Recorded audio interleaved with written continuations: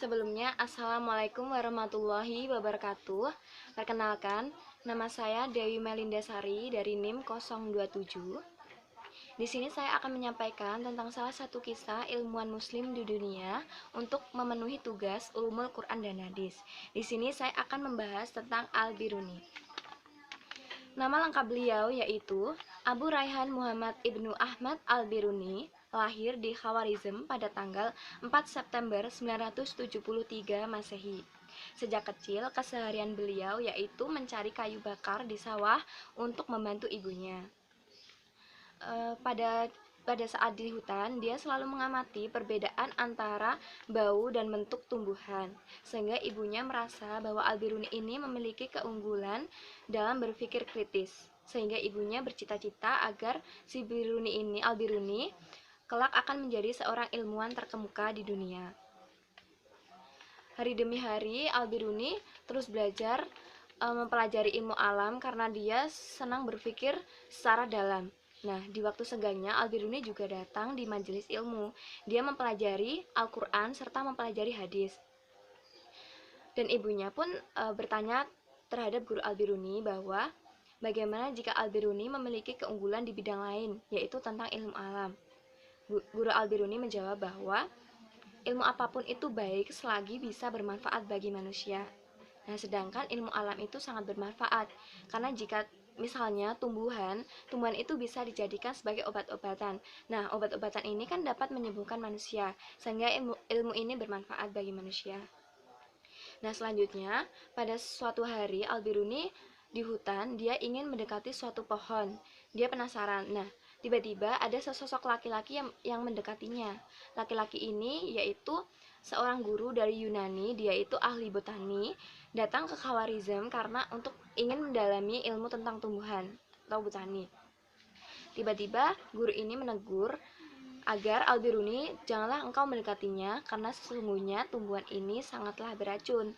Lalu Al-Biruni menjawab bahwa sebenarnya dia telah mengetahui bahwa pohon itu beracun. Lalu gurunya bertanya, si ahli botani ini, bagaimana kamu mengetahuinya nak, sedangkan kamu tidak tahu ilmunya? Lalu Al-Biruni menjawab bahwa dia mampu berpikir secara kritis. Dengan maksud dia mampu melihat di sekitar, karena di sekitar ada hewan herbivora, sedangkan tidak ada satupun hewan yang mendekati tumbuhan tersebut. Nah, dari situ Al-Biruni mampu menyimpulkan bahwa sebenarnya tumbuhan tersebut adalah berbahaya.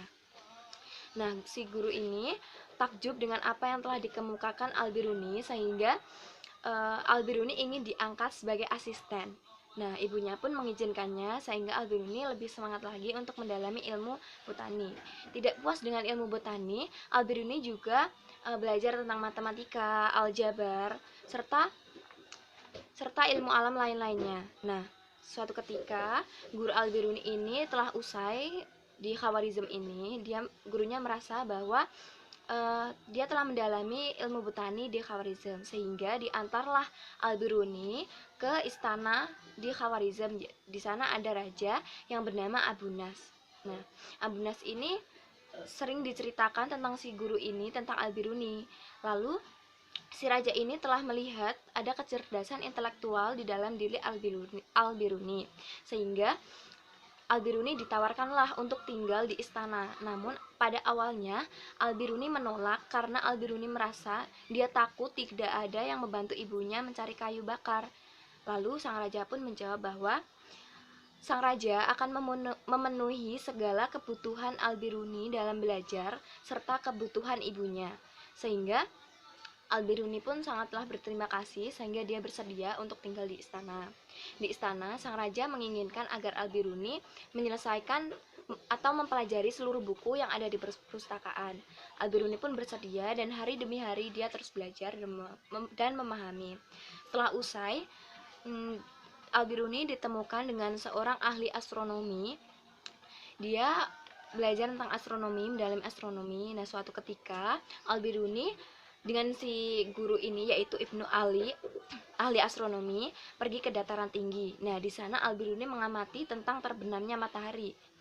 Lalu Al-Biruni mengatakan bahwa cakrawala ini dapat dijadikan untuk mengukur keliling bumi karena Al-Biruni bisa merumuskan berbagai persamaan yang memungkinkan untuk menghitung keliling bumi.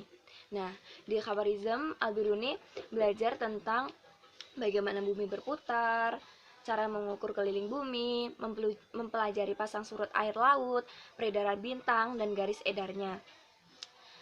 Lalu setelah itu, Raja Abunas digeserkan oleh yang lain sehingga Abunas gugur, dan Al-Biruni mengubah rencananya untuk pergi dari Khawarizm. Al-Biruni selalu pindah dari satu tempat ke tempat lain. Selanjutnya dia pergi ke Jurjan. Di Jurjan dia mampu belajar dan melanjutkan studi penelitiannya sehingga dia dapat menciptakan sebuah karya, yaitu buku farmasi dan sejarah. Selanjutnya ia pergi ke Ghazna. Di Ghazna ia telah dikenal banyak ilmuwan terkemuka sehingga dia juga bertemu dengan Ibnu Sina dan sempat berdiskusi dengan salah satu ilmuwan terkemuka, yaitu Ibnu Sina. Setelah itu beliau pergi ke India. Di sana dia belajar bahasa Sanskerta, sejarah, budaya, serta perbandingan agama. Lalu ia menciptakan salah satu karya, yaitu buku. Al-Biruni mengumpulkan atau menyimpulkan dalam sebuah buku yang berjudul yaitu Al-Kanun Al-Mas'udi. Nah, di mana buku ini adalah judulnya ini mengacu pada nama raja di Ghazna. Nah, sehingga dengan nama yang mengacu pada nama Sultan Mas'ud, yaitu raja di Ghazna. Nah, pada saat itu raja pun mengetahui dan membaca buku itu. Raja sangatlah bangga akan buku itu serta takjub. Nah, sehingga raja ingin mengantarkan hadiah terhadap si Al-Biruni ini. Lalu sang raja mengirimkan 3 unta untuk mengangkut perak. Nah, sehingga waktu itu Al-Biruni sangat kaget serta berterima kasih. Namun sayang Al-Biruni justru malah menolaknya dan mengembalikan seluruh unta serta perak terhadap raja. Al-Biruni beralasan bahwa dia berkhidmat pada ilmu pengetahuan untuk tujuan pengetahuan dan bukan untuk uang. Jadi ini adalah gambaran ketulusan Al-Biruni dalam mencari ilmu pengetahuan, yaitu hanya untuk pengetahuan. Lalu sampai akhir hayatnya ia tetap memegang prinsip tersebut. Ilmu terakhir yang dia pelajari yaitu tentang ilmu ahli waris. Nah, Al-Biruni meninggal pada tanggal 13 Desember 1048 Masehi di Ghazna. Beliau meninggal pada umur 75 tahun. Nah, dia membawa gelar yaitu antara lain Ustadz fil Ulum atau guru segala ilmu, Bapak Geodesi, Bapak Antropologi, Bapak Indologi, Bapak Farmasi Islam. Nah, dengan karya antara lain saya sebutkan yaitu yang pertama Al-Athar Al-Baqiyah an Al-Qurun Al-Qaliyah, yang kedua Kitab Al-Jamahir fi Ma'rifat Al-Jawahir, yang ketiga Kitab Al-As'ilah wal Ajwibah, yang keempat Kitab Al-Sayyidana fi Al-Tib. Sekian yang dapat saya sampaikan. Apabila banyak kesalahan mohon dimaafkan. Wassalamualaikum warahmatullahi wabarakatuh.